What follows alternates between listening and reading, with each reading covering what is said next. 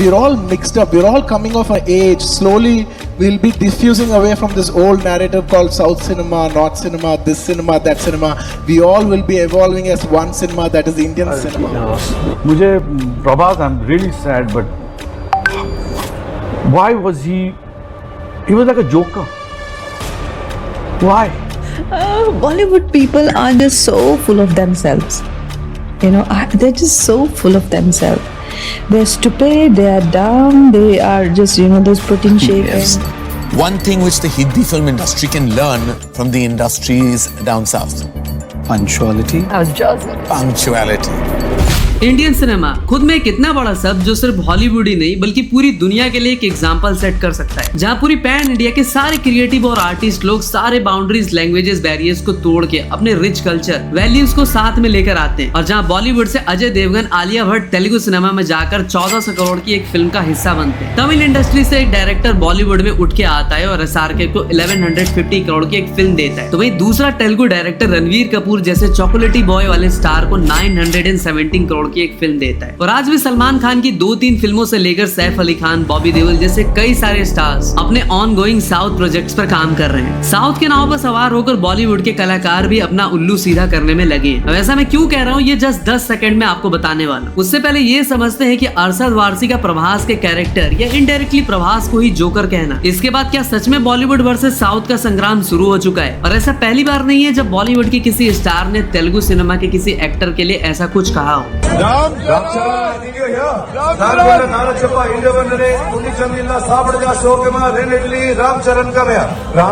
लेकिन इस बार इस संग्राम में ऋषभ शेट्टी से लेकर कंगना रनौत, नानी, सुधीर बाबू, दिल राजू, कई सारे सेलिब्रिटीज कूद चुके हैं। और क्यों प्रभास को इतनी ब्लॉकबस्टर और हिट देने के बाद भी इतनी ट्रोलिंग का सामना करना पड़ता है? तो क्या दूसरे स्टार्स प्रभास से जेलस फील करते हैं, उनके स्टारडम से डरते हैं, और या फिर सच में प्रभास एक expression less director driven over hyped star? ABP news की एक रिपोर्ट के अकॉर्डिंग 2020 से 2021 में इंडिया कलेक्शन के 100 करोड़ क्लब में शामिल होने वाली जहां 6 फिल्में साउथ से थी तो सिर्फ 3 फिल्में बॉलीवुड की और 1 हॉलीवुड की फिल्म थी। और अगर सिर्फ तेलुगु सिनेमा की बात करें तो जहां 2018 में बॉलीवुड का टोटल कलेक्शन 4900 करोड़ था, तो वही 2021 आते आते यानी पेंडेमिक के टाइम पर टॉलीवुड जैसे रीजनल सिनेमा का टोटल कलेक्शन 900 करोड़ का था, तो वही बॉलीवुड जैसी इतनी बड़ी इंडस्ट्री 586 करोड़ पे आ चुकी। 2021 में आई अल्लू अर्जुन की पुष्पा, जिसको लेकर परसेप्शन ये थी, अरे तेलुगु फिल्म यूट्यूब तक ठीक है, थिएटर में उसे कुत्ता भी नहीं देखने आएगा। वो फिल्म 360 करोड़ का कलेक्शन करती है, तो वही सलमान खान जैसे ए लिस्ट स्टार की राधे 18 करोड़ पे सिमट के रह जाती है। आपने अब तक अरशद वारसी और प्रभास कंट्रोवर्सी पर यूट्यूबर्स प्रजाति की विभिन्न प्राणियों का विश्लेषण यानी एनालिसिस देखा होगा, जहाँ फैंस की तो बात छोड़ो, खुद को मूवी रिव्यूअर्स कहने वालों में से कुछ लोग अरशद वारसी को बिल्कुल ही सही ठहरा रहे हैं, तो वही प्रभास का फेवर ले रहा है। अगर आप भी इस वीडियो को ये सोचकर स्किप करने वाले हो कि आ गया ये भी कंट्रोवर्सी की आग में हाथ सेकने, तो दरअसल इस वीडियो में हम कंट्रोवर्सी से ज्यादा इंडियन सिनेमा के फ्यूचर और आज बॉलीवुड और साउथ दोनों इंडस्ट्री के कंडीशन को 5 पॉइंट से समझने की कोशिश करेंगे, और ये भी समझने की कोशिश करेंगे कि क्या इन दोनों इंडस्ट्री को एक दूसरे की जरूरत है, और क्या दुनिया के सामने हम सच में एज अ इंडियन सिनेमा खुद को कभी रिप्रेजेंट कर पाएंगे। This is not a Bollywood movie. This is a Telugu film from the south of India, where I come from. जानेंगे इन सारे सवालों के जवाब इस वीडियो में। सो बॉलीवुड और साउथ की कंट्रोवर्सी पर लगाते हैं थोड़ा सा ब्रेक और बताते हैं आपको एक point like piece of cake. तब तक अगर आपको भी हमारा काम पसंद आता है तो हमें फ्री में सपोर्ट करने के लिए वीडियो को एक लाइक जरूर कर देना।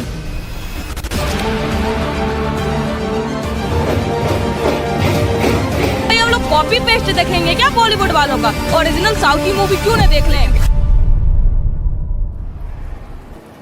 ऐसा कहा जाता है कि सक्सेस का क्राउन कभी भी किसी एक के पास हमेशा के लिए नहीं रहता। 2010 से पहले इलॉजिकल एक्सेंस, फिजिक्स से विश्वास उठा देने वाले सीन्स के लिए बदनाम, गाने के लिरिक्स तो भाई ऐसे कि अन्नू मलिक भी अपने कान बंद कर ले, और हीरो के आने से पहले उसका इंट्रो ऐसा कि जैसे किसी साम्राज्य का महाराजा आने वाला हो। तुम लोग जिस पर चिल्ला रहे हो असल में कौन है वो जानते भी हो? तुम दोनों परिवारों को एक करने के लिए आया था वो। 5000 करोड़ की संपत्ति का इकलौता वारिस है वो। तुम्हारे अंधेरे भरे इस उजड़े हुए मकान को रोशनी की लालटेन लेकर खुशहाली फैलाने आया है वो। पूरी पृथ्वी की आधी जमीन की प्रॉपर्टी अपने जेब में रखकर टहलने वाला राजकुमार है वो। और इन्हीं रीजन की वजह से कॉमन पब्लिक से लेकर बॉलीवुड के प्रोड्यूसर्स ने भी साउथ की चार सिनेमा इंडस्ट्री को उतने ही हल्के में लिया जितना सेक्शन ए वाले बच्चे सेक्शन बी वालों को लेते हैं। लेकिन 2010 में जहां तमिल सिनेमा से इतरन जैसी एक बिल्कुल ही एक्सपेरिमेंटल साइंस फिक्शन फिल्म आई, तो 2012 में तेलुगु सिनेमा से राजा मौली भी एक बिल्कुल ही यूनिक कॉन्सेप्ट वाली फिल्म लाते हैं, ईगा। अरे वही किच्चा सुदीप वाली मक्खी की बात कर रही हूँ। फिर जाकर के आई बाहुबली जैसी फिल्में पब्लिक को यूट्यूब से सीधा थिएटर तक खींच लाती। और आज 2024 में नॉर्थ की ऑडियंस मलयालम सिनेमा से Manjummel Boys, Aavesham, The Goat Life, Telugu से कल्कि हनुमान, तो तमिल से महाराजा थंगलन रायन जैसी फिल्मों को बॉलीवुड की लापता लेडीज और स्त्री 2 जैसी फिल्मों जितना या इवन उससे भी ज्यादा प्यार देती। अब ऐसा क्या डिफरेंस है बॉलीवुड और साउथ की बाकी 4 इंडस्ट्रीज में, और क्या ये सब कभी मिलकर साथ में काम करके सिनेमा का स्टैंडर्ड और भी ऊंचा कर पाएंगे, या फिर प्रधान जी और भूषण गैंग की तरह आपस में ही लड़ भिड़ कर खत्म हो जाएंगे? और फ्यूचर ऑफ इंडियन सिनेमा में कौन होगा असली बाजीगर, चलिए जानते हैं इन 6 पॉइंट से। फोर्ब्स इंडिया वालों ने कुछ टाइम पहले टॉप 10 मोस्ट एक्सपेंसिव फिल्मों की एक रिपोर्ट पब्लिश की थी, जिसकी टॉप 5 फिल्मों में से एक भी फिल्म बॉलीवुड से नहीं थी, जिसमें नंबर 1 पर थी 600 करोड़ की कल्कि, नंबर 2 पे थी 2.0 with budget of 570 crore, number 3 पर थी 550 करोड़ के RRR और 4 पर थी जहरीली आदिपुरुष, और नंबर 5 को भी कैप्चर कर रखा था पोन्नियिन सेल्वन पार्ट 1 ने with budget of 500 crore. Well 2010 की बॉलीवुड की सुपरहिट फिल्मों पर अगर आप एक बार नजर डालते हो तो सलमान खान की ब्लॉकबस्टर फिल्म दबंग का बजट 44 करोड़ था। उसी साल की दूसरी second biggest Bollywood blockbuster film Golmaal 3 का बजट भी 40 करोड़ था। Similarly Housefull, my name is Khan, राजनीति जैसी 2010 में आई किसी भी बॉलीवुड फिल्म का बजट 50 करोड़ नहीं था। बॉलीवुड प्रोड्यूसर्स और फिल्म मेकर्स की गेंद में इतना ही गुदाई नहीं था कि वो किसी फिल्म पर 100 करोड़ तक लगा पाए। लेकिन उसी टाइम पर तमिल सिनेमा जैसी एक रीजनल सिनेमा एक वेंचर प्रोजेक्ट लेकर आती है, इथरन या फिर रोबोट। ऑडियंस के सिनेमैटिक एक्सपीरियंस को बढ़ाने के लिए इस फिल्म पर 132 करोड़ फूंक दिए जाते हैं, और इंडियन सिनेमा में पहली बार cutting edge special effects and high octane action sequence technology को भी यूज किया जाता है। ये उस टाइम की one of the most expensive फिल्मों में से एक होती है, और फिल्म का ग्रॉस कलेक्शन भी 300 करोड़ प्लस का होता है। देखो, मैं बॉलीवुड को नीचा दिखाना नहीं चाहता, लेकिन एक टाइम पर इंडियन सिनेमा में ऑलमोस्ट मोनोपोली होने के बावजूद बॉलीवुड ने कभी अपनी फिल्मों पर ठीक से पैसे खर्च किए ही नहीं। तो भी बाहुबली जैसी फिल्म के लिए न्यूज आई कि मेकर्स ने 24% ब्याज पर पैसे उठाए, और बाहुबली द कंक्लूजन के 1810 करोड़ के ऑर्गेनिक कलेक्शन में कोई भी आज तक कॉर्पोरेट बुकिंग फेक कलेक्शन के एलिगेशंस नहीं लगा पाए। पार्लियामेंट्रियन की एक रिपोर्ट के according CII south media and entertainment ने बताया कि पिछले 3 सालों में all India box office collection का 62% कंट्रीब्यूशन सिर्फ साउथ फिल्मों का रहा। और IMDb की highest opening day grocer in Indian cinema का लिस्ट आप भी एक बार चेक कर लेना। साला टॉप 5 तो छोड़ो, टॉप 7 में एक भी फिल्म बॉलीवुड से नहीं है। वो इस पेंडेमिक जाकर जब बॉलीवुड ने फिल्मों में इन्वेस्ट करना स्टार्ट भी किया तो उन्हें उतना तगड़ा रिस्पॉन्स नहीं मिला, और 2022 में आई 44 बिग बजट फिल्मों में से 39 फिल्में फ्लॉप साबित, क्योंकि उन्होंने बच्चन पांडे जैसी फरहाद नौरिन सामजी की फिल्म पर 115 करोड़ फूंक दिए, फॉरेस्ट गम की रीमेक लाल सिंह चड्ढा पर 180 करोड़। पैसा बर्बाद। यही नहीं, अभी और सुनिए, जड़ बुद्धि मेकर्स ने सुपरस्टार अर्जुन कपूर की फिल्म द लेडी किलर पर 45 करोड़ लगा दिए, और फिल्म का टोटल कलेक्शन इतना हुआ जितना सलमान भाई अपने स्पेशल ड्राइवर लोगों को रोज टिप दे देते हैं। 45 करोड़ की फिल्म ने भाई सिर्फ 70,000 यानी सिर्फ 70,000 का कलेक्शन किया। जहाँ करण तुरानी और तरन आदर्श जैसे ट्रेड एनालिस्ट लोगों ने 2021-22 को worst phase of Indian cinema बताया, और कहा कि पब्लिक का टेस्ट अब बिल्कुल ही बदल चुका है, पब्लिक थिएटर नहीं आना मांगती। तभी साउथ से KGF 2, RRR, मास्टर और पुष्पा जैसी फिल्मों के लिए पब्लिक सच में जान का रिस्क लेकर थिएटर तक पहुंच गई, और इस मिथ को भी कंप्लीटली तोड़ दिया। हाँ, 2023 में जाकर SRK अकेले बॉलीवुड के श्रवण कुमार जरूर बने और उसका पूरा बार अपने कंधों पर ले लिया, और 4 साल बाद 2000 करोड़ की फिल्म भी दी। लेकिन अगेन उसमें से एक फिल्म जवान के डायरेक्टर एटलीस्ट साउथ से ही रहे। इवन जब अपनी ड्रीम प्रोजेक्ट के बजट के बारे में रोहित शेट्टी से पूछा गया तो उन्होंने ये बात कही, कितना पैसा दिया जाए कि रोहित शेट्टी अपने मन की फिल्म बना लें, एक्शन फिल्म, उनको बजट के बारे में ना सोचना पड़े। अरे बाप रे, बहुत महंगी हुई, 1300-1400 करोड़ रुपए। तो ये राजा मौली की अगली प्रोजेक्ट SSMB 29 की टोटल बजट 1000 करोड़ बताई जा रही है। ये बच्चों के खेलने की चीज नहीं, हाथ कट जाए तो खून निकल आता है। बजट एंड कलेक्शन के मामले में आपको भी समझ में आ गया होगा कि आज मार्केट में किसका डोमिनेशन ज्यादा है। ऐसे में बॉलीवुड स्टार्स ने भी बहुत ही वाइजली SRK की तरह साउथ की डाउन इंडस्ट्री से बिना मतलब पंगे लेने के बजाय उनके साथ हाथ मिलाना ही सही समझा। और सलमान खान जैसे स्टार ने सिकंदर से लेकर बजरंगी भाईजान के सीक्वल के लिए भी अपनी पूरी बागडोर साउथ के हाथों में दे दी। बॉबी देओल की कंगुआ से लेकर वरुण धवन की बेबी जॉन, सैफ अली खान जहाँ साउथ जा रहे हैं तो वही साउथ से भी जूनियर NTR जैसे स्टार्स भी बॉलीवुड की वॉर 2 में जरूर आ रहे हैं, जो की ओवरऑल इंडियन सिनेमा के लिए एक बहुत ही पॉजिटिव साइन लाइन है। लेकिन अरशद वारसी ने बीच में कूदकर जिस तरह की स्टेटमेंट दी, चलो सही किया गलत वो दूर की बात है, आपको नहीं लगता कि उन्होंने खुद ही अपने पांव पर कुल्हाड़ी मार ली? उस पर आगे हम भी बात करेंगे, लेकिन आज अरशद वारसी ने अपनी अपॉर्चुनिटी को खुद ही कम कर लिया। मुझे नहीं लगता कि वो एक्टर या फिर उस इंडस्ट्री के स्टार या फिल्म मेकर कभी भी उनके साथ दोबारा काम करना चाहेंगे। वही विवेक ओबराय, अर्जुन रामपाल जैसे एक्टर जिनको कभी बॉलीवुड ने लात मार के निकाल दिया, उन्होंने भी साउथ के सहारे अपनी दाल रोटी चला ही ली, और अभी फिर से अपने को अर्जुन रामपाल तेलुगु की ही पवन कल्याण की फिल्म हरिहरा वीर मल्लू में दिखाई देने वाले। सो इंडियन सिनेमा ही नहीं बल्कि इंटायर एंटरटेनमेंट इंडस्ट्री में वही रूल करेगा जिसके कंटेंट में होगा दम और पॉकेट होगा गरम। वेल आप कितनी भी कॉर्पोरेट बुकिंग कर लो, स्टारडम यूज कर लो, पीआर एंड मार्केटिंग टीम के मुंह से लेकर गेंद तक पैसे ठूस दो और उन्हें कलेक्शन की फेक न्यूज फैलाने के लिए बैठा दो, लेकिन बेटा पब्लिक कहती है कि स्टार का फिल्म अब खाली नहीं चलेगा, जो हकदार होगा वही चलेगा। और इसलिए 500-600 करोड़ वाली कल्की से लेकर 270 करोड़ की जीरो, 310 करोड़ की thugs of Hindustan, Bombay velvet, kiln जैसी सैकड़ों हाई बजट फिल्मों को देखकर पब्लिक ने ये कहा बना दिया। दूसरी तरफ बॉलीवुड से ही 3 करोड़ में एक फिल्म बनती है वेडनेसडे, 1.5 करोड़ में भेजा पड़े, लगभग 7 करोड़ में पान सिंह तोमर, 10 करोड़ में विकी डोनर, 20 करोड़ में स्त्री। और इन लेस बजट फिल्मों का एक बार कलेक्शन चेक कर लेना, पूरा गेम समझ में आ जाएगा। और अपनी साउथ से भी 5 करोड़ में बनी लव टुडे 56 करोड़ कमाती है, 15 करोड़ में बनी कार्तिकेय 2 वर्ल्ड वाइड 100 करोड़ छापती है। सिमिलरली 1.5 करोड़ में बनी रंगी तरंगा अपने बजट से 29 टाइम्स ज्यादा यानी 43 करोड़ का कलेक्शन करती है। किरिक पार्टी, 7 चार्ली जैसी काफी सारी मूवीज अगेन ये प्रूव कर देती है कि big budget doesn't mean a quality content. Kantara वाले ऋषभ शेट्टी की 16 करोड़ में बनी कांतारा के रिलीज का खर्चा भी 16 करोड़ में ही इंक्लूडेड होता है। 17 करोड़ में आपने पूरी पिक्चर बना ली।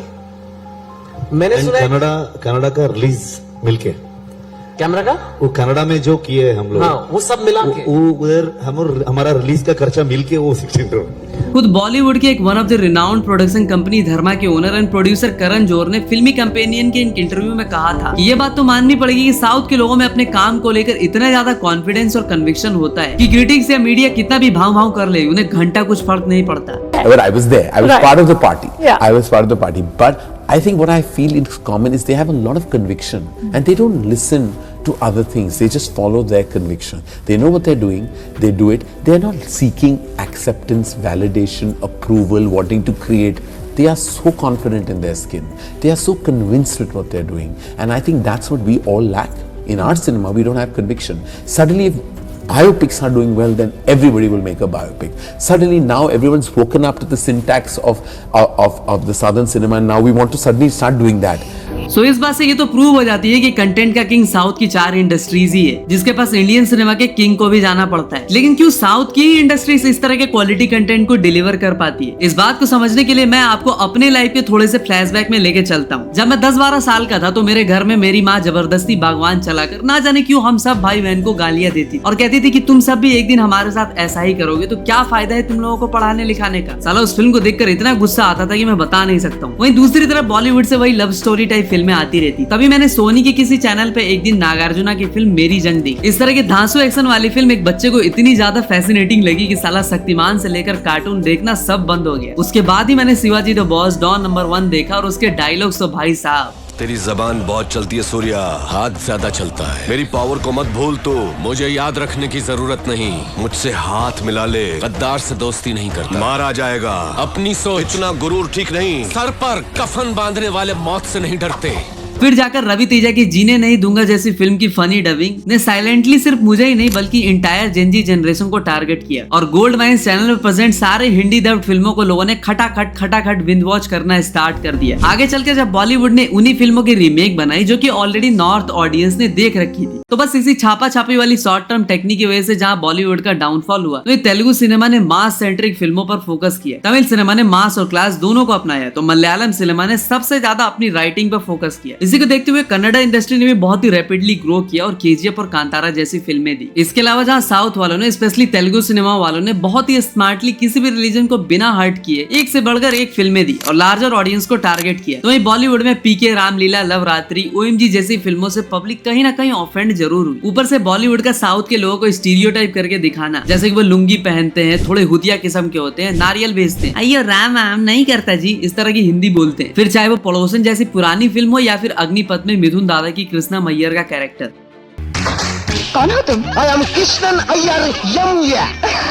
यम ये यम यम यम या भाई नंबर को दे जा तुम्हारा बॉडी का। ये लोग सिर्फ यही नहीं रुके, उसके बाद तारक मेहता के उल्टा चश्मा के कैरेक्टर अय्यर को इतना हुतिया और डम दिखाया कि उसकी बीवी के लेने चक्कर में जेठालाल पड़ा होता है और कई बार तो उसे पता भी नहीं चलता और कई बार पता चलने के बाद भी वो कुछ नहीं कर पाता। चेन्नई एक्सप्रेस जैसी सुपरहिट फिल्मों ने भी कुछ हद तक वही काम किया। हाँ, आगे चलकर फैमिली मैन और फर्जी जैसी सीरीज ने साउथ को इमेज को कहीं ना कहीं सुधारने की कोशिश जरूर की, लेकिन जब साउथ वालों की खुद की इंडस्ट्री में बैक टू बैक एक्सपेरिमेंट हो रही हो, एक से बढ़कर एक फिल्में आ रही हो, तो वहीं बॉलीवुड जो कि ओरिजिनल कंटेंट से ज्यादा कॉपी करने या फिर दूसरे इंडस्ट्री से डायरेक्टर उठा के लाने में विश्वास रखा हो, ऊपर से साउथ वालों का मजाक भी उड़ाता हो, उन्हें वहाँ की पब्लिक से अच्छा रिस्पॉन्स कैसे मिल सकता है? इसीलिए कंटेंट सुप्रीमेसी के मामले में साउथ की 4 इंडस्ट्री आज भी सबसे आगे। हाँ, इनका इंटरनल क्लैश भी बहुत होते रहता है, लेकिन आज सालार जैसी फिल्म के लिए पृथ्वीराज सुकुमारन जो कि मलयालम इंडस्ट्री से आते हैं, वो प्रभास जैसे एक तेलुगु एक्टर के साथ काम करते हैं और फिल्म का डायरेक्टर प्रशांत नील कन्नडा से आता है। भाई यहाँ पे क्या हो रहा है? भाई यहाँ पे क्या हो रहा भाई? मतलब अगर बात करें थोड़ी सी रीसेंट कंट्रोवर्सी पर, तो देखो जब हम अपने दोस्तों या फिर अपनी फैमिली में बात कर रहे होते हैं तो बेधड़क कुछ भी क्या देते हैं, लेकिन जब आपको मिलियंस ऑफ लोग सुन रहे होते हैं तो आपकी भी रिस्पॉन्सिबिलिटी बनती है कि और आप कुछ भी नहीं कह सकते हैं। प्रभास या उनके कैरेक्टर को जोकर कहना कितना सही या गलत है ये मैं आप पर छोड़ता हूँ, लेकिन अगर आप प्रभास जैसे पैन इंडिया स्टार या फिर उसके कैरेक्टर को जोकर कहते हो तो आप खुद के लिए अननेसेसरी एक ट्रबल क्रिएट करते हो और उनके मिलियंस ऑफ फैंस के टारगेट पर आ जाते हो। फिर जाकर वो लोग आपके गले मुर्दे उखाड़ने में लग जाते हैं और आज इसीलिए अरशद वारसी जैसे एक टैलेंटेड एक्टर को भी बहुत भयंकर वाली ट्रोलिंग का सामना करना पड़ रहा है। पब्लिक उनकी 12 साल पहले की ट्विटर पोस्ट वायरल कर दे रही है जहाँ उन्होंने अफगानिस्तान को कभी इंडिया से सेफर बताया। इस ट्रोलिंग से परेशान होकर अरशद वारसी ने अपनी सारी सोशल मीडिया के कमेंट ही ऑफ कर दिए। तो वहीं तेलुगु इंडस्ट्री से नानी ने इसमें आग मूतने का काम किया और उन्होंने कहा कि अरशद को जितनी पब्लिसिटी अपने पूरे इंटायर लाइफ में नहीं मिली उससे ज्यादा प्रभास पे कमेंट करके मिल गई। नानी को भी इस स्टेटमेंट पर बहुत बैकलैश झेलना पड़ा। उन्होंने इसके लिए माफी मांगी और कहा कि ही इज फीलिंग रिग्रेटेड और ये भी कहा कि my choice of words was poor. लेकिन डार्लिंग प्रभास के फैंस ने कहा कि जब आपसे किसी घटिया रीसेंट फिल्म के बारे में पूछा गया तो आपने कल की जैसी ब्लॉकबस्टर का नाम ही क्यों लिया? आप बॉलीवुड से भी तो कोई फिल्म ले सकते थे। बात तो सही है। चलो मान लिया फ्लो में मुंह से निकल गई, जबान टूट गई यार। क्या कर रहा है? लेकिन अरशद वारसी का इस स्टेटमेंट के बाद कोई माफी ना मांगना या फिर ट्विटर या इंस्टा पर एक एपोलोजेटिक पोस्ट करना, ऐसा कुछ भी सामने नहीं आया। इसी वजह से लोगों ने उन्हें अगला नसीरुद्दीन साहब ही बतला दिया, क्योंकि उन्होंने भी अनुपम खेर को कभी क्लाउन यानी जोकर कहा था। Someone like Anupam Kher has been very vocal. I don't think he needs to be taken seriously. He is a clown. Any number of. देखो सीधी सी बात है कि जिस एक्टर के पास काम नहीं होता वो दूसरे एक्टर के बारे में ऐसी उल्टी सीधी बातें करते रहते हैं, क्योंकि उन्हें पता होता है कि अब उन्हें काम नहीं मिलने वाला। जिसके अगेंस्ट आपने ये स्टेटमेंट दी है वो तो आपके साथ काम नहीं करेगा, ऊपर से दूसरे लोग भी आपसे बचेंगे, like real life villain Prakash Raj and Kangana run out etcetera. लेकिन कहीं अरशद की कंट्रोवर्सी की वजह से अक्षय कुमार ना फंस जाए, वैसे ही उनकी फिल्में नहीं चल रही है। ऐसे में अगर जॉली LLB 3 प्रभास की राजा साहब से टकराती है तो राजा साहब को सबसे ज्यादा सपोर्ट मिलेगा, क्योंकि प्रभास ने ऑलरेडी सिंपैथी गेन कर ली है, क्योंकि उन्होंने इस पर कोई भी स्टेटमेंट या रिप्लाई नहीं दिया है। खैर, इस कंट्रोवर्सी पर विराम लगाए कल्कि डायरेक्टर नाग अश्विन। उन्होंने ट्वीट करते हुए कहा कि अरशद साहब को सही शब्दों का चुनाव करना चाहिए था। कोई बात नहीं, उनके बच्चों के लिए बुज्जी टॉयज भेज दूंगा। नाग अश्विन ने यह भी कहा कि first day first show Prabhas was the best in कल्कि। कहीं ना कहीं बात यह भी सही है कि भले ही फिल्म में धांसू अवतार में बिग बी दिखे हो, लेकिन अगर कल्कि से प्रभास को निकाल दिया जाए तो क्या फिल्म का क्रेज इतना ही होता? इसका आंसर आप कमेंट में देना। अगर आप प्रभास को सपोर्ट करते हो तो आई स्टैंड विद प्रभास लिखना, और अगर आप अरशद वारसी के पॉइंट ऑफ व्यू से सहमति रखते हो तो आई सपोर्ट अरशद टाइप करना है। Let's see what our audience think about it. हाँ, तो टॉपिक पे वापस आते हैं। तो भाई, कंटेंट सुप्रीमेसी के मामले में आज साउथ सबसे आगे है, ये बात तो आपको भी समझ में आई होगी। और जिसके कंटेंट में होगा दम वही होगा इंडियन सिनेमा का बाजीराव सिंघम। बढ़िया माल, बढ़िया कंटेंट लाने के लिए जिन लोगों की सबसे ज्यादा जरूरत होती है वो होते हैं अपने कलाकार प्रजाति के writer, cinematographer and the most important director बाबू लोग। स्टार कल्चर ने नो डाउट सालों तक बॉलीवुड को हिट और सुपरहिट फिल्में देने में मदद की। पब्लिक सिर्फ अपने स्टार को देखने थिएटर तक पहुंच जाती है और फिल्में सुपरहिट हो जाया कर। लेकिन अब पब्लिक स्टार से ज्यादा कंटेंट को प्रायोरिटी देती है, जिसकी वजह से आज राइटर्स और डायरेक्टर्स को भी पहचान मिलनी शुरू हो चुकी है। जिस तरह किसान की मेहनत का पूरा फल बिचौलिया यानी मिडिल मैन खा जाया करते हैं, उसी तरह सालों तक डायरेक्टर्स और राइटर्स की हार्डशिप का रिजल्ट सिर्फ स्टार्स को मिलता था। कादर खान जैसे एक लेजेंड जिन्होंने अपनी कलम की ताकत अमिताभ बच्चन की काफी सारी फिल्मों में दिखाई। उन्होंने अग्निपथ, मिस्टर नटवरलाल, सत्ते पे सत्ता, कूली, इवन नसीब और मुकद्दर का सिकंदर जैसी फिल्मों की स्क्रीन प्ले पर भी काम किया। उन्हें सिर्फ अमिताभ बच्चन को अमित जी ना कहने की वजह से निकाल फेंक दिया जाता है। अमित जी आ रहे थे वहां से, मैंने कहा यार वो तो अमित है, सर जी कब से हो गया? हाँ, वी कॉल हिम सर जी, और सबने सर जी बोलना शुरू कर दिया था। मेरे मुंह से निकला नहीं सर जी, वो सर जी का ना निकलना, मैं निकल गया उस ग्रुप में से। इसके अलावा बीबीसी की एक रिपोर्ट के अकॉर्डिंग आज भी Indian cinema, to be precisely Bollywood में राइटर्स की हालत कुत्तों से भी बुरी, जहां प्रोड्यूसर्स उन्हें बहुत बुरी तरह से एक्सप्लॉइट करते हैं। उनसे इस तरह का हार्श कॉन्ट्रैक्ट साइन करवाया जाता है कि काम कराने के बाद भी उन्हें क्रेडिट नहीं दिया जाता, रिवर्क के पैसे नहीं मिलते। मतलब उनका कॉन्ट्रैक्ट पूरी तरह से प्रोड्यूसर के फेवर में होता है। हितेश केवालिया, जो कि एक मुंबई बेस्ड स्क्रीन राइटर है, उन्होंने कहा था कि जब उन्होंने अपनी जॉब छोड़ के अपने पैशन यानी स्क्रिप्ट राइटिंग को परस्यू किया तो उनकी हालत इतनी बुरी हो गई कि उनके पास रेंट देने के भी पैसे नहीं बचे। उन्होंने 7 फिल्मों की बड़ी स्क्रिप्टें लिखी, लेकिन एक भी फिल्म नहीं बन पाई और उन्हें एक भी पैसे नहीं मिले। और ये समस्या सिर्फ इंडिया तक ही सीमित नहीं है, बल्कि हॉलीवुड के राइटर्स की हालत भी कुछ ऐसी ही है। इसलिए वहां के सारे राइटर्स ने सितंबर 2023 के टाइम पर स्ट्राइक भी किया था और हॉलीवुड के प्रोड्यूसर्स को घुटनों पे ला दिया था। आकाश कौशिक, जिनका नाम भी आज तक आपने नहीं सुना होगा, ये एक स्क्रीन प्ले राइटर है जिन्होंने भूल भुलैया 2, हाउसफुल 4, थैंक गॉड, फालतू जैसी काफी सारी फिल्मों की स्क्रीन राइटिंग की है। ये कहते हैं कि ये पिछले 15 ईयर से इस इंडस्ट्री में है और कई बार एक्टर से लेकर प्रोड्यूसर्स तक ने इनके काम करवा के पैसे नहीं दिए। उन्होंने कहा कि I am blessed that I have a supportive parents जो सालों तक फाइनेंशियली मुझे हेल्प करते हैं। इसलिए आकाश कहते हैं कि आज कोई भी राइटर के बजाय डायरेक्टर बनना चाहता है, क्योंकि उसमें थोड़ी सी रिकॉग्निशन और पैसे जो मिलते हैं, स्पेशली ओटीटी के पेनिट्रेशन के बाद। लेकिन unlike other Indian film industry, Malayalam cinema ने कंटेंट स्किंग को सच में प्रायोरिटी देते हुए अपने राइटर्स को लिटरली सिर पे बिठाया। मलयालम सिनेमा में किसी स्टार जितने फेमस डुओ बॉबी और संजय, जिन्होंने वयाडी नाइल, ट्रैफिक 1 जैसी काफी सारी बेस्ट फिल्में दी, उन्होंने एक्सेप्ट किया कि उनके काम के लिए उन्हें अच्छी खासी रेम्यूनरेशन के साथ साथ रिकॉग्निशन भी मिली। पर अगर डायरेक्टर्स की बात करें तो साउथ के सारी इंडस्ट्रीज में डायरेक्टर्स को बहुत तगड़ा एक्सपोजर मिला, जहां शुरू से ही के बालाचंद्र जैसे डायरेक्टर, जिन्होंने मास के साथ क्लास सिनेमा को साथ में लेकर आए, इसीलिए उनकी फिल्में कॉमर्शियली भी सक्सेसफुल हो पाई। उन्होंने सुपरस्टार रजनीकांत से लेकर कमल हसन, श्रीदेवी जैसे काफी सारे अंडर वैल्यूड जेम्स की तलाश भी की। उनके बाद रोबोट जैसी full on technology based on high budget film देने वाले एस शंकर, जिन्होंने अनियन जैसी फिल्म भी बनाई। उसके बाद मणि रत्नम, कोलटाला सिवा, AR मुरुगा दोस्त और आज के टाइम पर इंडियन सिनेमा के राजा यानी राजा मौली, एटली, फिर जाकर वेट्टी मारन, जिन्होंने चेन्नई सेंट्रल, असुरन, आडू कलम जैसी काफी सारी नेशनल अवार्ड विनिंग फिल्में दी। इसके अलावा बैंक एम्प्लॉय से सीधा डायरेक्टर बनके रजनी सर से लेकर कमल हसन, थलपति तक को डायरेक्ट कर चुके लोकेश जैसे डायरेक्टर के जत्थे ने साउथ सिनेमा को वर्ल्ड लेवल तक पहुंचाया। वहीं बॉलीवुड में सस्ते बजट में धाकड़ फिल्में बनाने वाले डायरेक्टर अनुराग कश्यप, जिनकी एक्टिंग महाराजा में देखकर पब्लिक भी शॉक्ड रह गई, उन्हें तेरे नाम से इसलिए निकाल दिया गया क्योंकि वो सलमान खान को यूपी के कैरेक्टर में दिखाने के लिए उन्हें छाती के बाल उगाने को कहते हैं। जहाँ साउथ के मैक्सिमम प्रोड्यूसर सिनेमा फ्रीक या लवर होते हैं, इसलिए वो डायरेक्टर्स को खुली छूट देते हैं। वहीं बॉलीवुड, जहां एक टाइम पर प्रोड्यूसर्स अंडरवर्ल्ड डॉन्स हुआ करते थे और वो जो चाहते थे फिल्मों में करवाते थे, और कहीं ना कहीं ये कल्चर आज भी ऑन गोइंग है, जहां प्रोड्यूसर्स बिजनेसमैन होते हैं। लेकिन बॉलीवुड के कुछ डायरेक्टर्स भी ऐसे हैं जो सिर्फ कंट्रोवर्सीज करके अपनी फिल्में हिट करवाने में जुड़े हुए हैं। तो वहीं कुछ तो भैया हार्पिक से भी ज्यादा तेजी से स्टार्स की इमेज क्लीन करने में। ऐसे में सीधी सी बात यह है कि इंडियन सिनेमा में फ्यूचर में वही रूल करेगा जो अपने डायरेक्टर्स और राइटर्स को सम्मान देगा, क्योंकि अब पब्लिक कंटेंट को प्रायोरिटी देने लगी। और अगर RRR, बाहुबली या फिर SRK सलमान की कोई बड़ी फिल्म ना लगी हो तो लोग थिएटर जाना तक भी पसंद नहीं करते। देखो, एक्टर या स्टार्स को आज भी जब उनकी रियल लाइफ फिल्मों में बहुत ही नेक, सच्चा, साफ इंसान देखते हैं तो कहीं ना कहीं उनके लिए हमारी परसेप्शन भी ऐसी ही बन जाती है कि भैया वो रियल लाइफ में भी ऐसे ही होंगे। लेकिन जब पब्लिक इन एक्टर्स पर अपने दिल का प्यार और जेब के पैसे लुटाती है तो ये स्टार्स बन जाते हैं। स्टार्स बनने के बाद जब यही पब्लिक उन्हें वही रियल लाइफ वाला हीरो समझकर सेल्फी लेने जाती है तो ये स्टार्स उन्हें कभी पीट पाट देते हैं, कभी उनकी फोन तोड़ देते हैं, कभी माँ बहन की गाली तक दे देते हैं। लेकिन साउथ के स्टार्स इस मामले में काफी सही गेम खेलते हैं। वो हमेशा अपने आप को पब्लिक के बीच के होने का एहसास कराते हैं। नॉर्मल कपड़े पहनकर कहीं भी चले जाते हैं। चैरिटी, फिलैंथ्रोपी भी काफी सारे ऐसे काम करते हैं जिसकी वजह से रियल लाइफ के बाद जब पब्लिक उन्हें रियल लाइफ में भी देखती है तो वो उनके लिए जान तक देने को तैयार हो जाती है। इसलिए साउथ में रजनीकांत सर के मंदिर से लेकर अल्लू अर्जुन के फैंस उनके लिए चैरिटेबल ट्रस्ट तक चलाते हैं।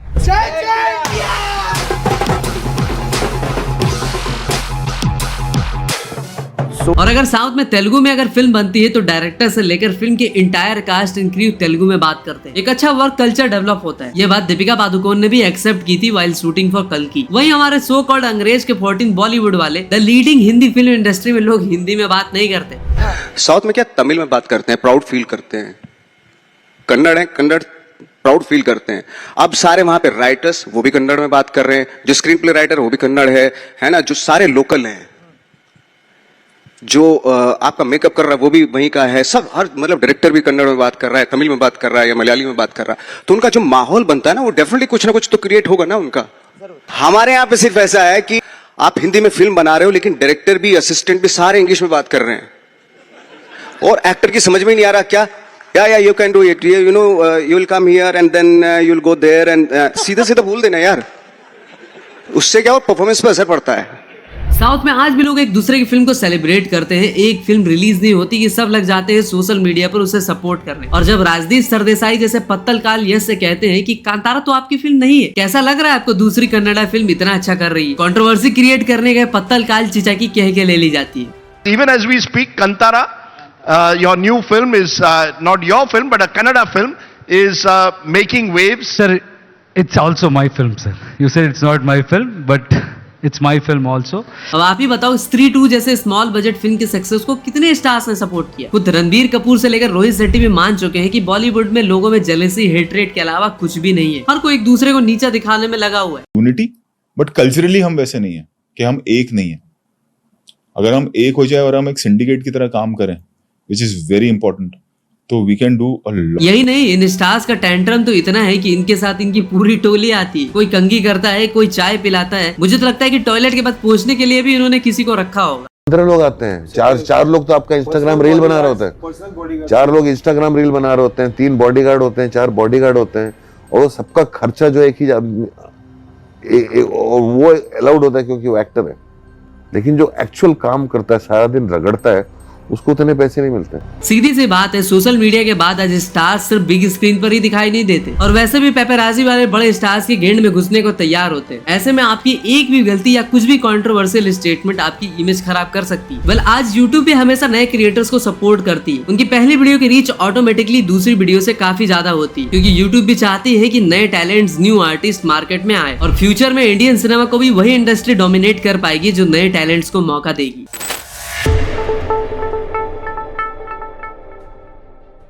प्रशांत नील जैसा एक डायरेक्टर है जिसे हिंदी ऑडियंस तो छोड़ो, उनकी खुद की कन्नड़ा इंडस्ट्री में भी ज्यादा लोग नहीं जानते। वो केजीएफ जैसी फिल्म के लिए 4 साल देते हैं, और केजीएफ से पहले उन्होंने सिर्फ एक फिल्म डायरेक्ट की होती है, उग्रम। बॉलीवुड में ये डायरेक्टर केजीएफ जैसी फिल्म का विजन लेकर आता तो डायरेक्टर तो छोड़ो, कोई इसे असिस्टेंट डायरेक्टर का काम भी नहीं देता। लेकिन केजीएफ जैसी फिल्म लाकर उन्होंने कन्नड़ा इंडस्ट्री का मान पैन इंडिया में बढ़ाया। इसके अलावा तमिल इंडस्ट्री में 2-3 फिल्में डायरेक्ट करने के बाद 2019 में कैथी जैसी फिल्म से इंडिया के one of the best universe LCU की शुरुआत करते हैं लोकेश कनगराज। उसी तमिल इंडस्ट्री से आए एटली ने आज तक सिर्फ 5 फिल्में डायरेक्ट की, जिनमें से 3 टाइम्स उन्होंने थलपति को डायरेक्ट किया, जिसके बाद जवान में सीधा एसआरके जैसे सुपरस्टार को वो डायरेक्ट करने पहुंच गए बॉलीवुड। फिर कन्नड़ा इंडस्ट्री से ये एक्टर डायरेक्टर बन जाता है और खुद की फिल्म डायरेक्ट करता है। 16 करोड़ में बनी उसकी फिल्म वर्ल्ड वाइड 450 करोड़ का कलेक्शन करती है। आज नेपोटिज्म साउथ और बॉलीवुड दोनों इंडस्ट्री पर ही छाई हुई, लेकिन फिर भी ऑडियंस ने 12th फिल्म में विक्रांत मैसी और किल में लक्ष्य एंड राघव जुएल जैसे एक्टर्स को एक्सेप्ट किया ना। इवन मुंजिया के जितने भी स्टार कास्ट है, उन्हें मैंने पहली बार इस फिल्म में देखा। तेजा सज्जा जैसे एक्टर को हिंदी ऑडियंस का इतना प्यार मिला। तो अगर आप न्यू टैलेंट को मौका दोगे तभी कुछ हो सकता है। और ये खान्स, अक्षय, अजय देवगन कितने दिनों तक लीड रोल करेंगे? चलो कोई बात नहीं, ये लीड रोल करे तो भी ठीक है, लेकिन नए स्टार्स को भी जरूर अपॉर्चुनिटी मिलनी चाहिए। तो भाई ये थी इंडियन सिनेमा के फ्यूचर पर एक केस स्टडी। वैसे इस तरह की वीडियो बनाने में हमारा काफी टाइम और पैसा भी जाता है। ऐसी वीडियो बनाने के लिए हम रात की नींद तक सेक्रीफाइस करते हैं। तो भाई इस तरह की वीडियो को फ्री में सपोर्ट करने के लिए लाइक करो, जिससे वीडियो की रीच और भी लोगों तक पहुंचे। तो तब तक के लिए हर हर महादेव।